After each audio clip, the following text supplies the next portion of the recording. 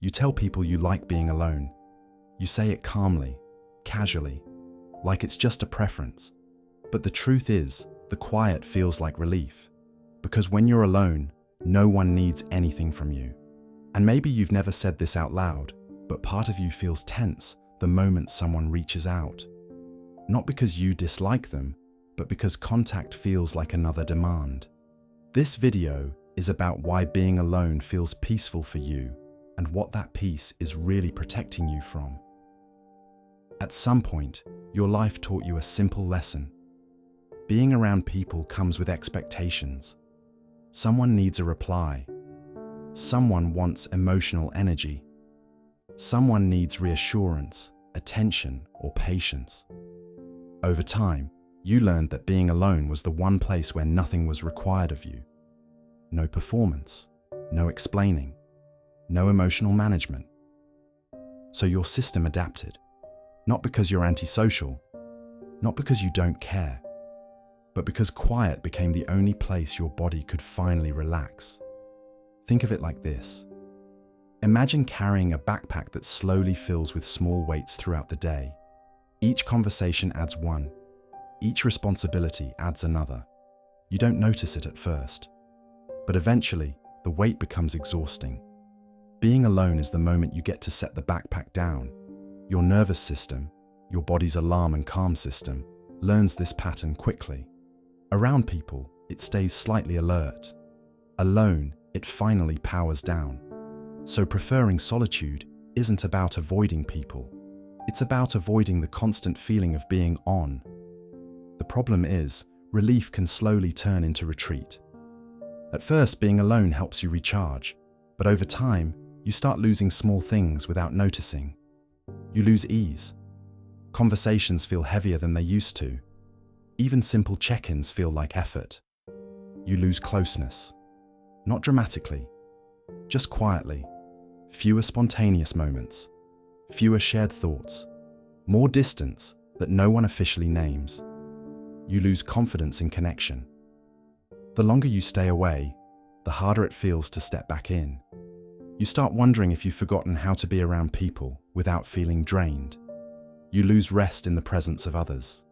Even when you're with people you trust, part of you stays guarded, conserving energy instead of enjoying the moment. And eventually, you lose authenticity. Because when you do show up, you're careful, polite, controlled. You give just enough, but never all of yourself.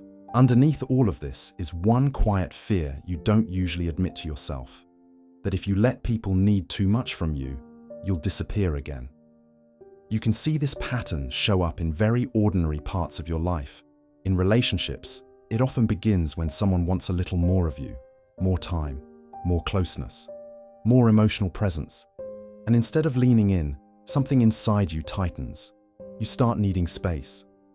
Not because you don't care, but because closeness feels like pressure. It calms you in the moment. But over time, the relationship stays shallow, safe, and slightly out of reach. At work, it shows up when collaboration starts to feel heavy. Meetings drain you. Ongoing communication feels endless. So you work alone. You keep your head down. You stay efficient. You feel focused, in control. But you're also overlooked, underestimated, slightly invisible. In friendships, it looks even quieter. A message comes in. You read it. You tell yourself you'll reply later, when you have more energy. Later turns into hours, then days.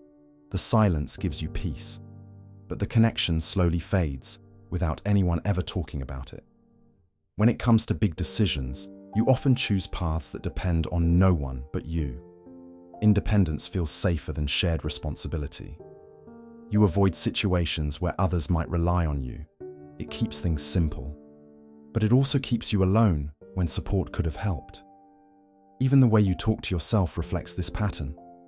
I'm just better on my own. That thought protects you from exhaustion, but it also protects you from being fully known. None of this means something is wrong with you. These aren't flaws. They're strategies. They worked when you needed them. They just don't always serve you now. And moving forward doesn't mean forcing yourself to be more social. It doesn't mean giving up solitude. It means learning how to stay without losing yourself. Here's a gentler way forward. First, notice the urge to pull away without judging it. When you feel it, pause. Name it. I want space right now. That's awareness, not weakness. Second, interrupt the pattern in small ways.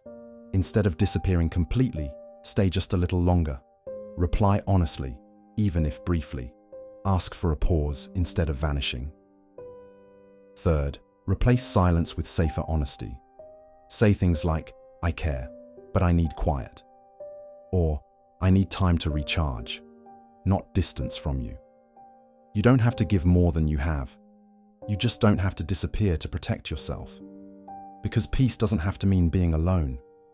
Sometimes it means being yourself, without being drained. If this felt familiar, this video was made for you. Consider subscribing or sharing it with someone who might feel the same way.